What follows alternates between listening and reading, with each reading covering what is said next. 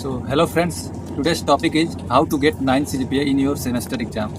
तो दोस्तों आज हम बात करेंगे कि सेमेस्टर एग्ज़ाम में 9 प्लस CGPA कैसे ला सकते हैं। इसमें कोई डाउट नहीं है कि आप ला सकते हैं या नहीं। 9 प्लस CGPA लाने के लिए क्या क्या सबसे ज़्यादा इंपॉर्टेंट होता है, तो इसमें हमारा क्वेश्चन ये बन सकता है कि क्रेडिट क्या होता है, क्योंकि सेमेस्टर एग्ज़ाम में 9 प्लस CGPA लाने के लिए क्रेडिट सबसे ज़्यादा इंपॉर्टेंट होता है। एक सेमेस्टर में 22 क्रेडिट होता है। क्रेडिट कैसे इफेक्ट करता है हमारे CGPA को, ये हम आज जानेंगे।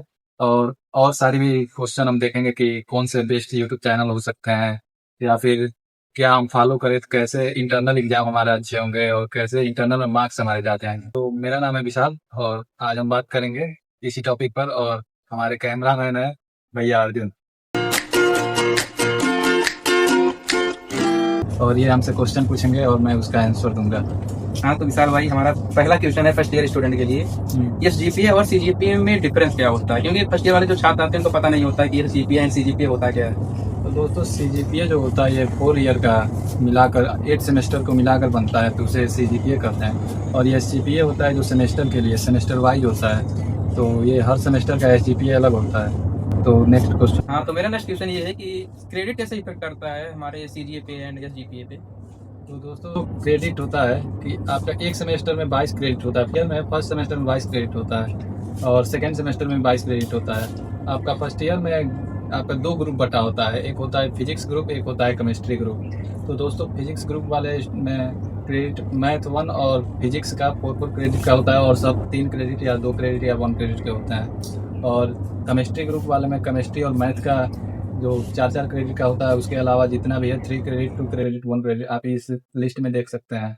और हाँ तो नेक्स्ट क्वेश्चन ये है, क्या फर्स्ट ईयर में एसजीपीए 9 प्लस लाया जा सकता है? पॉसिबल है कि नहीं पॉसिबल है यहाँ पे? दोस्तों SGPA 9 प्लस लाना ही एकदम आसान है, अगर आप केवल बारीकियों को ध्यान देते हैं कि कैसे क्या करना है। आपको पूरा गाइडलाइंस दिया जाएगा इस वीडियो में कि कैसे लाना है। हाँ तो अब हमारा बात यहाँ पे आता है कि इंटरनल मार्क्स के बारे में, कि असाइनमेंट और जो प्रैक्टिकल होते हैं इसका क्या इम्पैक्ट है हमारे इंटरनल मार्क्स पर। तो दोस्तों हमारे इससे पहले बात करना पड़ेगा कि एग्ज़ाम पैटर्न कैसा होता है। तो दोस्तों आप ये लिस्ट देख सकते हैं, इसमें एग्ज़ाम पैटर्न का पूरा डिटेल दिया हुआ है। आपका सेमेस्टर एग्ज़ाम 900 नंबर का होता है, जिसमें से 5 सब्जेक्ट आपके पास है। 5 सब्जेक्ट में एक्सटर्नल पेपर 70 नंबर का होता है, तो 350 नंबर का ये हो गया।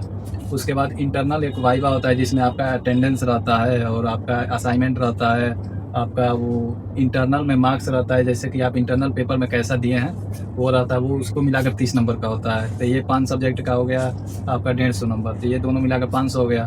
उसके बाद 500 नंबर का आपका लैब होता है, जिसमें से 250 नंबर का आपका इंटरनल मार्क्स रहता है, 250 नंबर का आपका एक्सटर्नल जो बाहर से आते हैं प्रैक्टिकल लेने के लिए उनका रहता है। तो आप लैब में कैसा अपना लैब फाइल बना रहे हैं, इस पर 250 नंबर मिलता है, और 250 नंबर आपको बाहर से पूछेंगे जो आएंगे प्रैक्टिकल लेने वाले, उनसे मिलता है। तो दोस्तों अपना इंटरनल में टीचर से अगर आपकी अच्छी बनती है तो वो अच्छे नंबर दे सकते हैं। तो हमारा नेक्स्ट क्वेश्चन ये है कि जो फर्स्ट ईयर वाले छात्र आते हैं कॉलेज में, तो यहाँ पे आने के बाद उनको सबसे पहले क्या ट्राई करना चाहिए, क्या करना चाहिए? मतलब उनको पता नहीं रहता ना हमें कॉलेज में पढ़ना कैसा है, क्योंकि स्कूल पढ़ाई और कॉलेज पढ़ाई डिफरेंस होता है बहुत सारा ना। तो दोस्तों यहाँ पे आने के बाद सबसे पहले आपको अच्छे फ्रेंड्स बनाना चाहिए, और फ्रेंड्स बनाने के बाद उनके साथ अपना सिलेबस शेयर करें, ये सब करें। और हमें केवल सिलेबस पे फोकस नहीं करना है, नहीं तो आपका प्लेसमेंट नहीं लगेगा, ये मैं लिख कर दे रहा हूँ। तो इसलिए हमको ऐसा करना है कि कोडिंग पे कैसे फोकस करें कि हमारा सेमेस्टर एग्जाम में CGPA कम ना हो। तो दोस्तों इसमें पार्शियली हमको ध्यान देना है, सबसे ज़्यादा हम अपने कोडिंग पर ध्यान देंगे, उसके बाद कम्युनिकेशन पर ध्यान देंगे, उसके बाद 1 शॉट से हम अपना सिलेबस क्लियर करेंगे। तो नेक्स्ट क्वेश्चन। तो हमारा नेक्स्ट क्वेश्चन ये है आपसे कि जो स्टूडेंट यहाँ पे आएंगे, मतलब तो उनको क्या प्रेफर करना चाहिए? ज़्यादा क्लास नोट को प्रेफर करना चाहिए कि यूट्यूब से, क्या बेटर रहेगा हमारी? दोस्तों ये डिपेंड करता है कि टीचर कैसे पढ़ाते हैं और बच्चे को कैसे समझ में आता है। दोस्तों अगर स्टूडेंट रोज़ आ रहा है तो वो क्लास नोट्स देख सकता है, नहीं तो मैं जनरली प्रेफर करूँगा कि यूट्यूब पे जाओ, 1 शॉट देखो और 1 शॉट का पूरा अपना एक PDF निकाल लो या फिर नोट्स बना लो उसका। और PYQ पे सबसे ज़्यादा ध्यान देना है, क्योंकि PYQ अगर आप करेंगे तो 80% क्वेश्चन आपका सॉल्व हो जाएगा PYQ से, क्योंकि सब रेगुलर ही क्वेश्चन आते हैं PYQ से ही। So next. तो हमारा नेक्स्ट क्वेश्चन ये है कि जैसे हम एग्जाम आने वाला है सेमेस्टर का, तो हमें छात्र को, जो भी स्टूडेंट हैं, उनको कितने दिन पहले स्टार्ट कर देना चाहिए अपनी पढ़ाई को? तो जनरली एग्जाम आने वाले हैं। पहले तो हमारे इंटरनल एग्जाम होते हैं। इंटरनल एग्जाम से 2 से 3 दिन पहले भी पढ़ेंगे आप तो इंटरनल एग्जाम में अच्छे नंबर ला सकते हैं, वो भी वन शॉट यूट्यूब से देखकर। और एक्सटर्नल एग्जाम है तो मैं प्रीफर करूँगा कि मिनिमम 2 वीक पहले से आप स्टडी करना चालू कर दें और तब तक अपने कोडिंग पर ध्यान दें। और इंटरनल के लिए अपने टीचर से अच्छे व्यवहार बनाए रखें और जाकर एक्स्ट्रा क्वेश्चन ये सब पूछते रहें, जिससे उनका आप पर विश्वास रहेगा तो आपको नंबर ज़्यादा देंगे। हमारा नेक्स्ट क्वेश्चन ये है कि हम एक्सटर्नल एग्जाम देने जाते हैं तो वहाँ पे आंसर राइटिंग का क्या इम्पैक्ट पड़ता है? दोस्तों सबसे ज़्यादा इम्पोर्टेंट किसी एक्सटर्नल पेपर में रहता है तो वो आंसर राइटिंग का ही रहता है, क्योंकि आपको अगर कितने भी अच्छे तरीके से आता है, अगर आप आंसर अच्छे से लिख कर नहीं आ रहे हैं तो पेपर में नंबर कटेंगे। ये 10th और 12th नहीं है कि कुछ भी लिखेंगे तो आपको नंबर मिल जाएगा।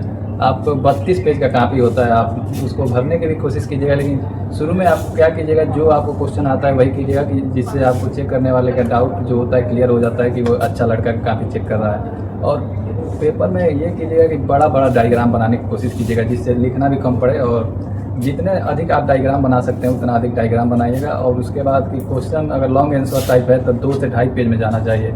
अगर 1 पेज में है तो आपको बहुत कम चांसेस है कि आपको 7 नंबर में 7 नंबर मिलेगा। तो इसलिए दोस्तों आपके पास 7 नंबर का क्वेश्चन लगभग होता है, 8 क्वेश्चन रहते हैं जिनमें 7-7 नंबर के क्वेश्चन होते हैं। तो आपको 7 नंबर के क्वेश्चन में 2.5 पेज कम से कम देना पड़ेगा। उसके बाद पहले 7 नंबर का क्वेश्चन अटेंड करेंगे, उसके बाद आपको 2 नंबर के क्वेश्चन 10-12 होते हैं उसको अटेंड करने होते हैं। हाँ, वो तो पता चल जाएगा जो छात्र आएंगे यहाँ पे उनको। तो मेरा नेक्स्ट क्वेश्चन ये है आपसे कि अभी हम बात कर रहे थे 9+ CGPA के बारे में, क्या सिर्फ मेन इंपॉर्टेंट क्वेश्चन इसको पढ़ के लाया जा सकता है 9+ CGPA? दोस्तों अगर PYQ अगर आप केवल देख ले रहे हैं तो उससे भी 80% सिलेबस क्लियर हो जाता है, लेकिन अगर आपको 9+ CGPA लाना है तो थोड़ा बहुत आपको सिलेबस पे फोकस करना पड़ेगा ही, और अपने कोडिंग पर ध्यान देते रहिएगा। जैसे आप अपने दिन में अगर आप 4 से 5 घंटे पढ़ते हैं तो उसमें से 3 घंटे अपने कोडिंग के लिए निकाल दीजिएगा, 2 से 2.5 घंटे अपने पूरे सिलेबस के लिए निकाल दीजिएगा, तो जिसमें से आप रेगुलर बना लीजिएगा। आज इस सब्जेक्ट को पढ़ेंगे, कल इस सब्जेक्ट को, और 1 शॉट से भी क्लियर हो सकता है, कोई लंबा तैयारी करने की ज़रूरत नहीं है। तो हमारा नेक्स्ट क्वेश्चन ये कि क्योंकि छात्र आते हैं 12th के बाद तो यहाँ पे थोड़ा फ्री हो जाते हैं, तो उनको थोड़ा फ़ोन से डिस्ट्रैक्शन होने लगता है, तो उससे वो कैसे अवॉइड करते हैं? दोस्तों अगर आपको फ़ोन से ये मतलब डिस्ट्रैक्शन आपको हो रहा है तो सबसे पहले कि आप अब मेच्योर हो चुके हैं, आप 10th और 12th में हैं नहीं, आप मेच्योर हो चुके हैं, तो सबसे पहले ये करेंगे आप अपने इंस्टाग्राम को डिलीट कर देंगे और अच्छे फ्रेंड सर्कल में रहेंगे तो आपको देखेंगे कि वो भी पढ़ रहा है तो मुझे भी पढ़ना चाहिए। तो सबसे पहला इम्पोर्टेंट ये है कि आपका इन्वायरमेंट अच्छा चाहिए, तो अच्छे फ्रेंड सर्कल बनाएं और टीचर से कम्युनिकेट करते रहें, तो आपका वो जो एटमॉस्फेयर ये सब इन्वायरमेंट होता है अच्छा रहेगा, और अच्छा रहेगा तो आप भी ग्रो करेंगे। हाँ ये। और मैं लास्ट क्वेश्चन पूछना चाहता हूँ कि अगर हम इसको समराइज करें 9+ CGPA के बारे में, तो ऐसी कौन सी 3 हैबिट हो सकती हैं जो हमें फॉलो करनी चाहिए? दोस्तों 3 हैबिट में आपका सबसे पहला हैबिट तो आपको ये करना है कि आपको रेगुलर पढ़ना है। रेगुलर में मतलब कोडिंग रेगुलर करनी है, आपको 3 घंटे रेगुलर कोडिंग करनी है, और उसके बाद 2 से 3 घंटे आप अगर सिलेबस पे दे सकते हैं तो दीजिए। और सेकेंड ये है कि अपना फ्रेंड सर्कल अच्छा बनाइए, और थर्ड ये है कि थोड़ा टीचर से अच्छा व्यवहार रखिए, जिससे आप एग्ज़ाम क्लियर कर सकते हैं। Thank you so much. Bye.